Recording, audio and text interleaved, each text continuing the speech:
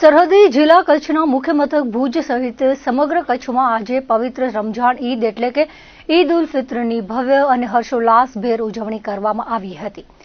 એક માસના કઠિન રોજાની ઇબાદત બાદ આજે વહેલી સવારથી જ મુસ્લિમ બિરાદરોમાં ભારે ઉત્સાહ જોવા મળ્યો હતો।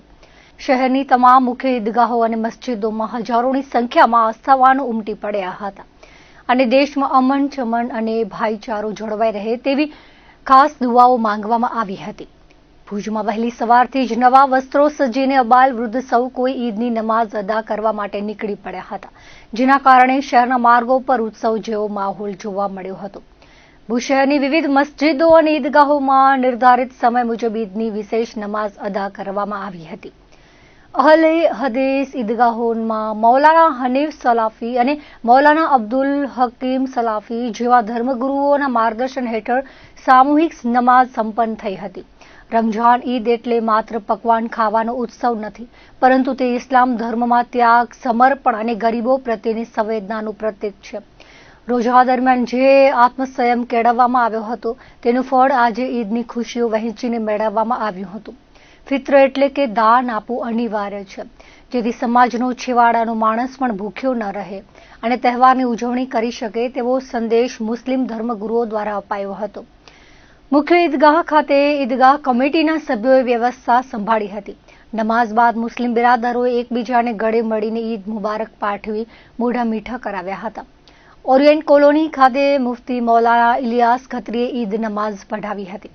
રમઝાન માસ પૂરો થતા આજે અમે બધા ભુજ શહેર ઐતિહાસિક મુખ્ય ઈદગાહ ઉપર ભેગા થઈ અને ઈદ ઉલ ફિત્રની નમાઝ અદા કરી, જેમાં ઈદ નમાઝ પઢી ત્યારબાદ મેં ખુતબો પડ્યો। ખુતબામાં એમ કીધું કે હીરો કોને કહેવાય આજના જમાનામાં, જે સાચું બોલતો હોય એને હીરો કહેવાય, જે હક માટે લડતો હોય એને હીરો કહેવાય, જે ઈમાનદાર માણસ હોય એને હીરો કહેવાય તેવી વાત થઈ। ખુતબા બાદ દુઆનું આયોજન હતો, એમાં દુઆ કરી કે આપણા દેશમાં ભાઈચારો થાય અને અમન થાય અને આપણા દેશને દિન દુગની રાત ચુગની તરક્કી થાય। સર્વ હિન્દુ મુસ્લિમ ભાઈઓને રમઝાન ઈદ ઉલ ફિત્રની મુબારકબાદી। ખાસ કરીને આખો મહિનો ઇબાદતનો મહિનો હતો ને એમાં 30 રોજા ઇન્શાઅલ્લાહ પૂરા થયા, ત્યારે હર્ષ અને ઉલ્લાસ સાથે આજે ઈદ ઉજવવામાં આવી।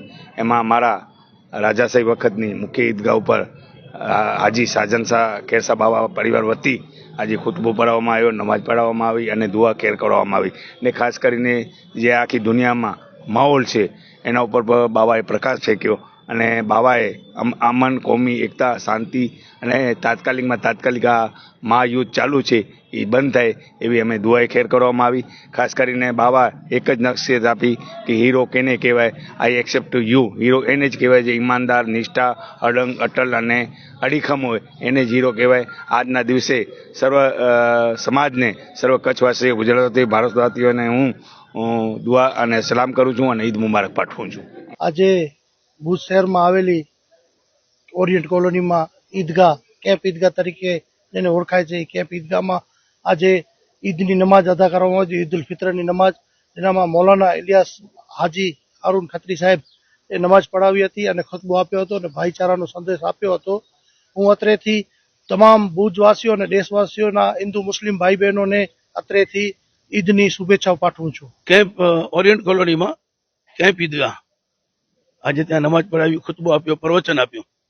એ પ્રવચનમાં પણ મેં વાત કરી હતી કે આજે ખુશીનો દિવસ, ઈદ એટલે ખુશી, એટલે ખુશીને આપણે કેવી રીતે મનાવવી જોઈએ કે જેમાં આપણાથી આપણો માલિક નારાજ ન થાય એવી રીતે ખુશી મનાવવી જોઈએ।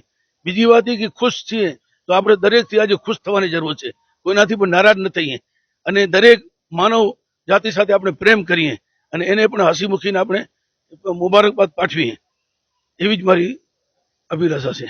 આ વોર્ડ નંબર 4 માં આવેલી કેમ્પ ઈદગાહની કેમ્પ ઓરિએન્ટ કોલોનીમાં આવેલી મસ્જિદ ઈદગાહ, જેનામાં ઈદ ઉલ ફિત્રની નમાઝ મૌલાના હાજી ઇલિયાસ હાજી હારૂન સાહેબ ખત્રી સાહેબે પઢાવી અને ભાઈચારાનો સંદેશ આપ્યો। એકબીજા સાથે ભાઈચારાની સાથે રહી અને દેશનો વિકાસ કેમ થાય એ ઉદ્દેશથી આજે આ પ્રવચન આપવામાં આવ્યું હતું અને અમારી સાથે મૌલાના અબ્દુલ હકીમ સાહેબ, મનસુરભાઈ શમા, ફિરોઝભાઈ શમા એડવોકેટ, સિકંદરભાઈ મારા તેમજ અન્ય યુસુફભાઈ બ્રેર તેમજ અન્ય કેમ્પ મસ્જિદમાં કેમ્પ ઈદગાહની જમાતીઓમાં બહોળી સંખ્યામાં લોકો સાથે રહ્યા હતા.